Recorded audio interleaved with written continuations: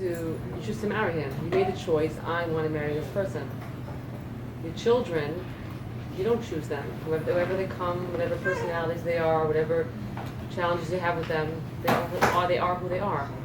Before every child is born, a mother, a healthy mother, unconsciously tells herself, I will love this child unconditionally, whatever they are. And your husband, who actually chose, you don't have that necessarily, or that you don't think that, it's not a natural thing, which I always found very interesting. What does Chassid have anything to say about that? I just want to make a little correction. Unconditional love is a very misleading and almost dangerous concept. And yet, in the popular culture, nothing better than unconditional love. Love cannot be unconditional. Love is an emotion. If it's unconditional, it's a fixation, not an emotion. When you tell your child, I love you unconditionally, you're basically saying that you don't matter. Because no matter what you do, I'm going to love you. In other words, I've already made up my mind, whatever you do doesn't count.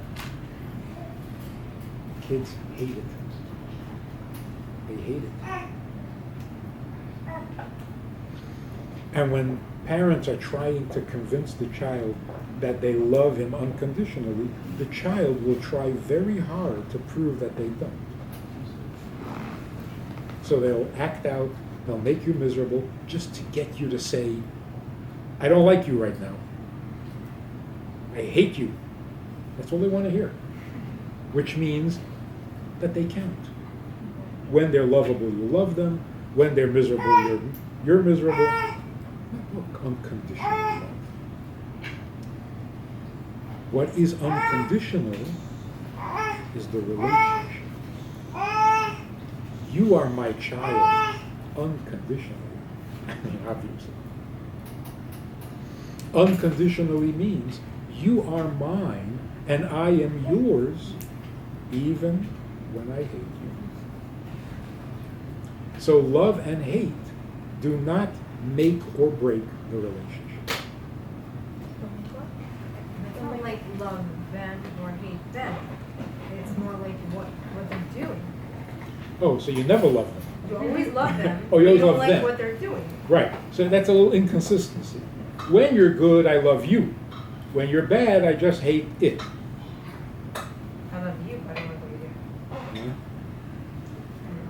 Yeah, why can't I tell my kids that's exactly that way. That even though I'm really upset, remember, I always love you, even though I'm really upset about what you just did. I tell them that. It's my kid that needs to hear that's more sensitive, gets all like, oh my gosh, Mommy probably hates me now. No, I don't hate you now. And what if you just do? did? And what if you do? Because it will kill him. No, it wouldn't. He'll say, I knew I was bad. I always knew I was bad. Him, not another kid. But to him, I say that too. So, what he really wants to hear, if he could verbalize it, even if you hated me, you would still be my mother. That's what he wants to hear. In other words, your commitment, your devotion is unconditional, not feelings. Feelings can't be unconditional. So one girl in Beis Chana said to me, oh no, my mother loves me even when I'm bad. So you're not trying hard enough. How bad were you? You stayed up past your bedtime? When a child is really bad, parents can hate their children more than anyone else in the world will hate that child. It's true. The question is, are you still the mother? Is this still your child? Yeah, when a kid's 6, you can't say it like that. When they're 25, you could say that. Of course, you don't have to say it. But don't say I love you unconditionally either. Say you are mine, I'm your mother. Same thing with a husband. When you get married, The relationship is not a feeling of love. You become related to your husband, more related to him than you are to your parents.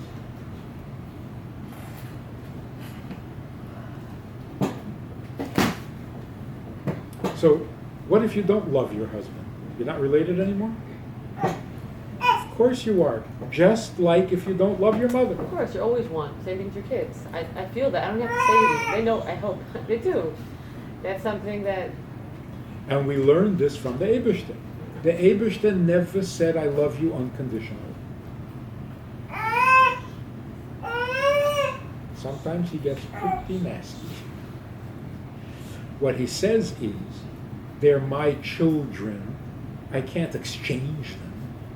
So, bein kach u bein kach, bonayim. But not bein kach u bein kach, I love them.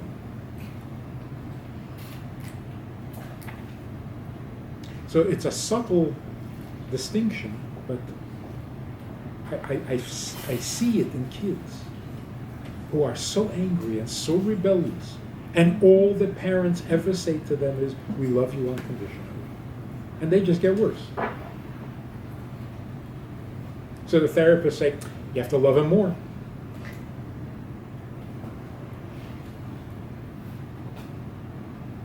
So they have to know that you need them? Yes, they have to know that your love will not make or break. In other words, the relationship does not depend on your feelings. That makes it stable. Feelings are not stable. They're not supposed to be. You say you're always my son, no matter what. But right now, I'm really mad at you.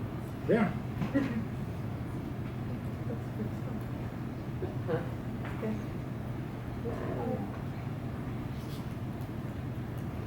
But you see, the emphasis on the feelings is destroying us. Well, we fell out of love. So, well, without love,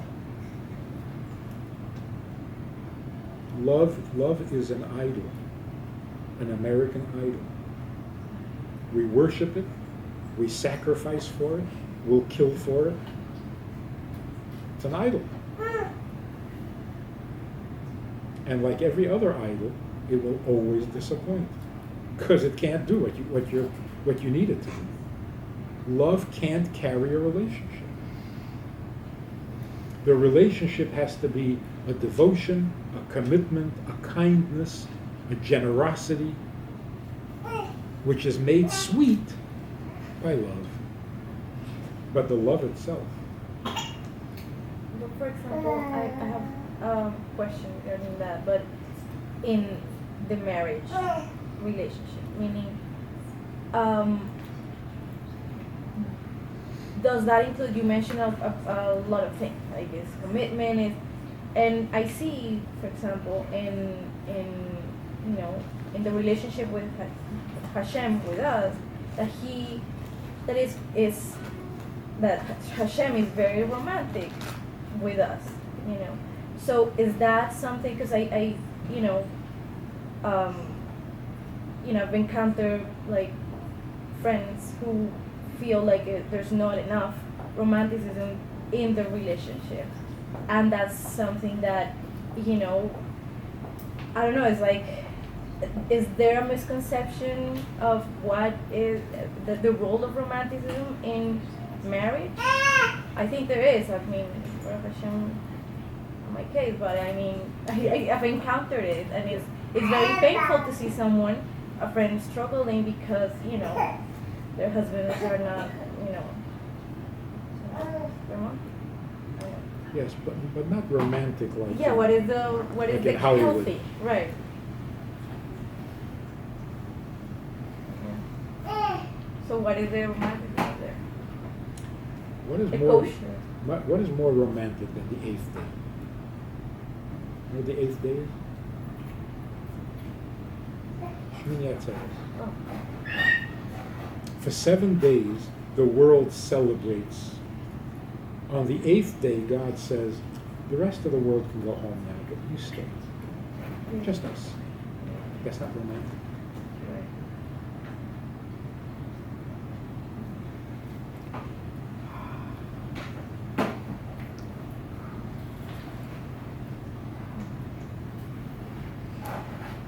what would it be like to be married to a narcissist?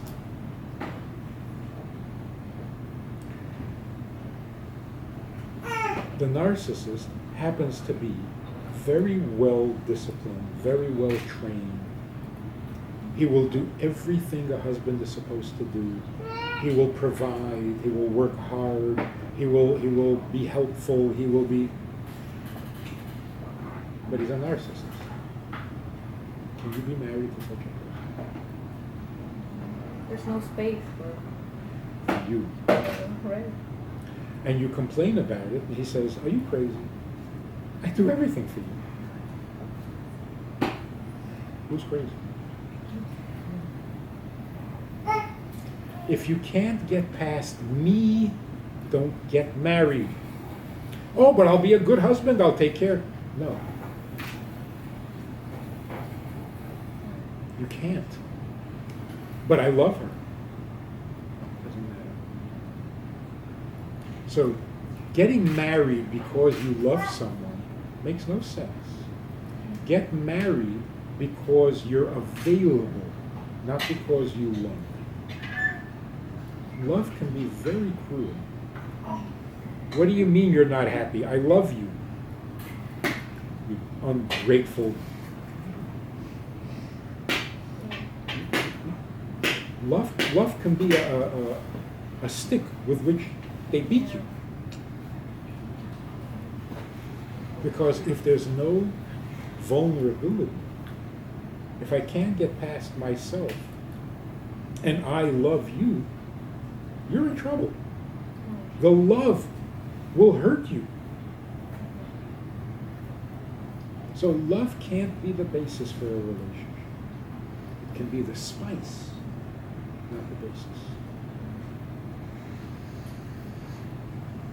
The basis of a relationship is, I'm not good by myself. Not, I'm so perfect, I'll take care of you.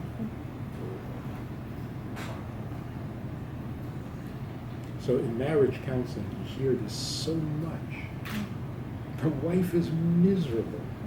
And he really does not understand why, because he does everything right.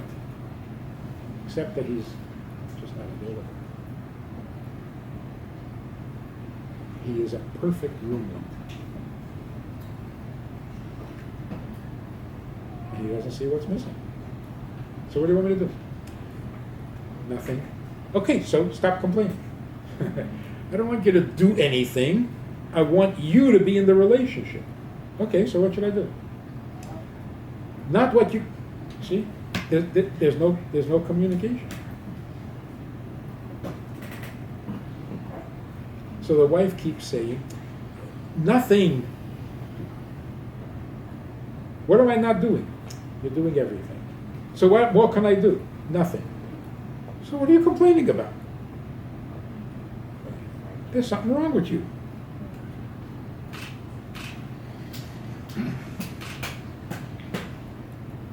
On the other hand, a guy who is available, who is really there, but he can't make a living. So you put up with it. You help him, you try, but he's there. A narcissist is just not there.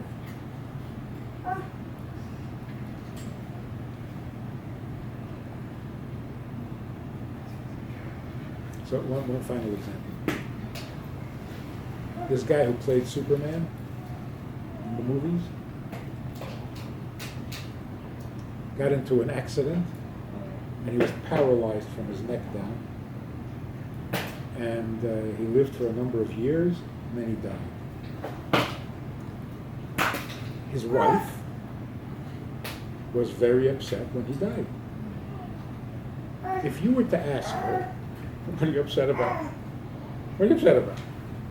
For the last 5 years, 6 years, 9 years, whatever it was, what were you getting from him? Nothing. What was he good for? Nothing. On the contrary, he was a burden, he was a problem, an expense, whatever. So what did you lose? Nothing. So why are you grieving? Because I had him, and now I don't have him. What was I getting from him? Nothing. Tzaros. What you get from your husband can't be more important than your husband. And yet, you know how many people need to hear this?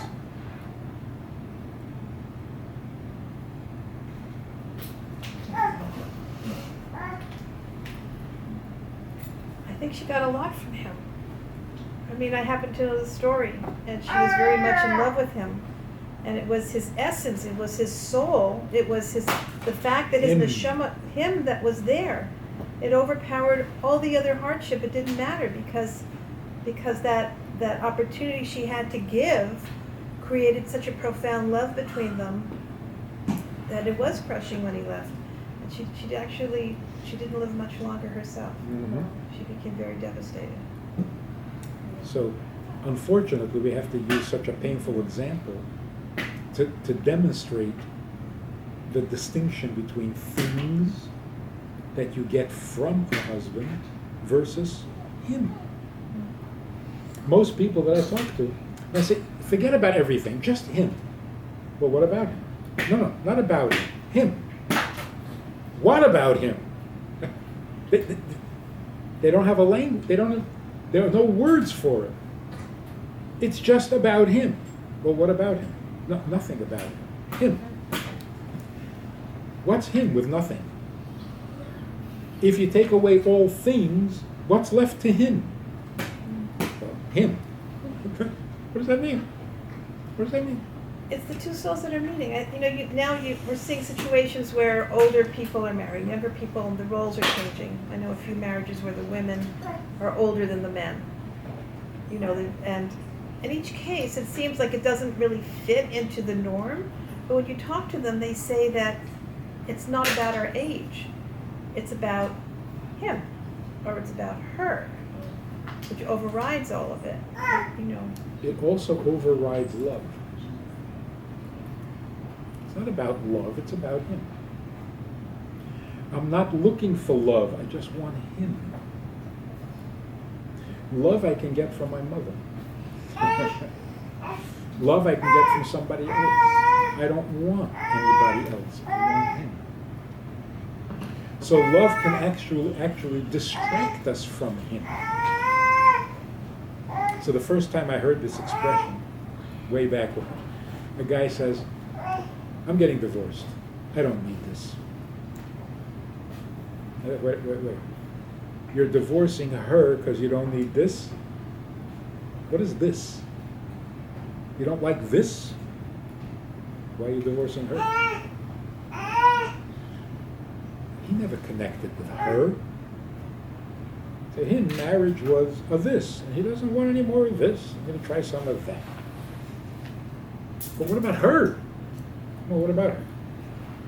He never made that distinction. You can do the same thing with love. I'm looking for love. If you'll give me love, I'll stay married to you. You don't give me love, it's all over. So love is also a thing that you can have more of, less of, it comes, it goes. But what about him? So love is actually blocking us, distracting us from the him. Now, if you're devoted to him, because of him, you'll probably love him. But the love is not the condition. He is the condition.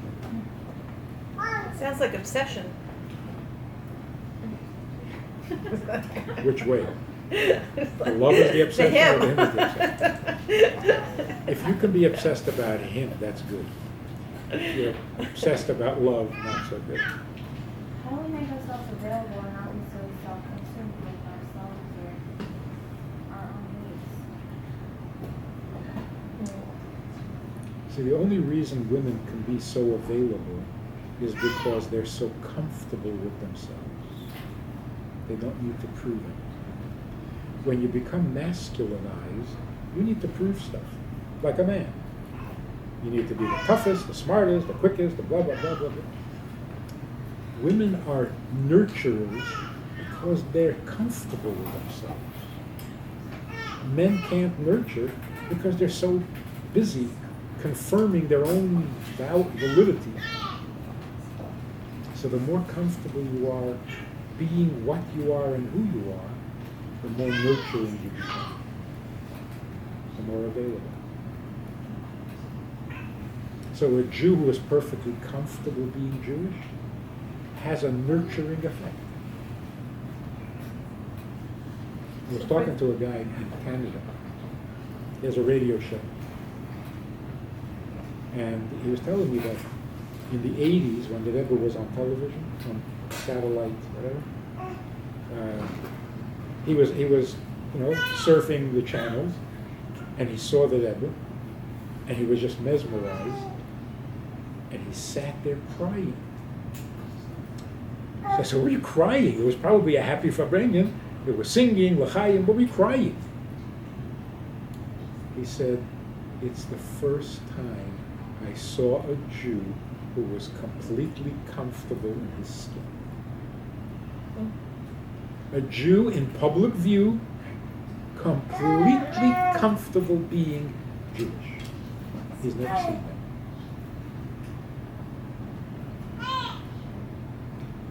The Rebbe was a nurturer. He had that effect. Why?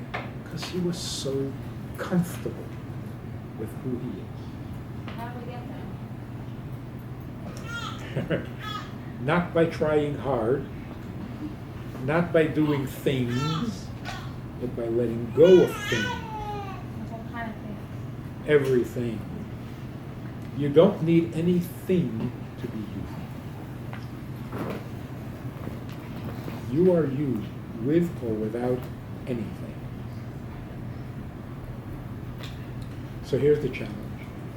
To get past things so that two people can just be two people. With nothing between them. That's called intimacy. And that's romantic. It's not about anything, it's just about you. Not how much I love you, because that's a thing. It's not about how much I feel, how much I get, how much I give. Just you. Just. And where do we learn this? From our relationship with God. God says, don't worship anything but me. You hear that? He doesn't mean don't worship the sun and the moon. He means don't worship things about me, like my infinity or my awesomeness or my no. Just be mine. That's very abstract.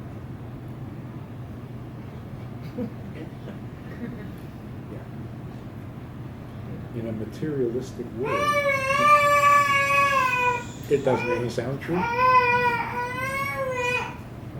That's why we got to get past this materialism. Things and things and things. Same thing with kids, right? It applies the same. Look, If not things. the expression that religious people use, God is love. Okay, so what are you worshiping? The God of love. That's an idol. You're not worshiping him, you're worshiping love. Because if he wasn't love, I wouldn't worship him. God is all powerful. So what are you worshiping? Power. How do you worship him? Such a good question. I Hmm. have no clue. Wow. No, because it's really like, it's so abstract. What is, God is everything, but at the same time, saying that is everything is also limiting him. You know what I mean? 'Cause it could be also nothing, no? I don't know. It's very abstract. If you're worshiping him, you want to know him. Not things about him. Not how old are you. How infinite are you? How eternal? How eternal? Eternal. How infinite? Pretty infinite. what do you want me to tell you? Very infinite? That's ridiculous. You said once that it was also about knowing what he wants, right? That's what makes sense in my head more than him. Like him, Yes. what is him? Yes. You know. What I don't know. do you need? You know. What do you need? That's not something. That's that your need wakes me up in the morning. That's worshiping Him, not power, not love.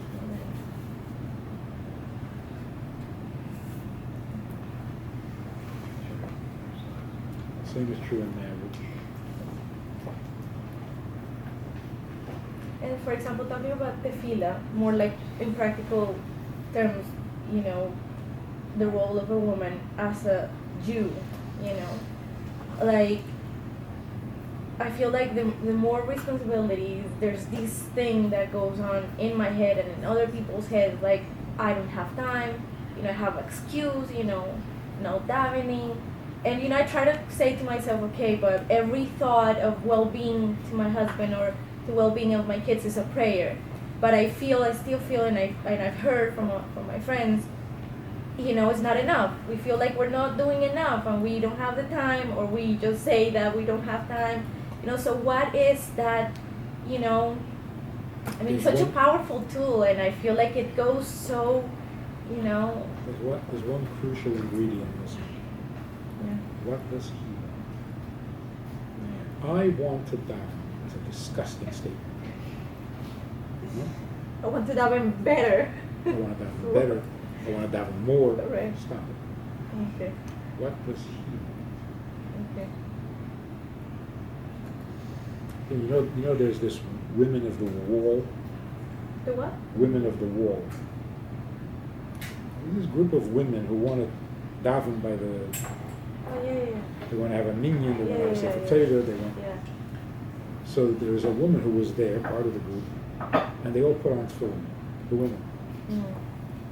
And she came back to the States and was talking to the shliach in her city, and she was telling him what an amazing experience it was. She was so inspired. It was so uplifting. It was so spiritual. It was so. So he said, she thought that he would be like. Nah. He said, "Oh, that's great. Now let's work together." She said, "What? You want to work together?" He said, "Yes. Now that you know how meaningful the tefillin is, help me get men to put on tefillin." So she thought about it and she said, "Okay, I see the hypocrisy. Men don't have to put on tefillin, but women should have the right to put on tefillin because it's so inspiring." Okay, so now help me get men to put on tefillin. In other words, women, God doesn't need them to put on tefillin. Men, God needs. So that ingredient is missing completely. How inspiring are tefillin? Who cares? This is not entertainment. What about God's need? That's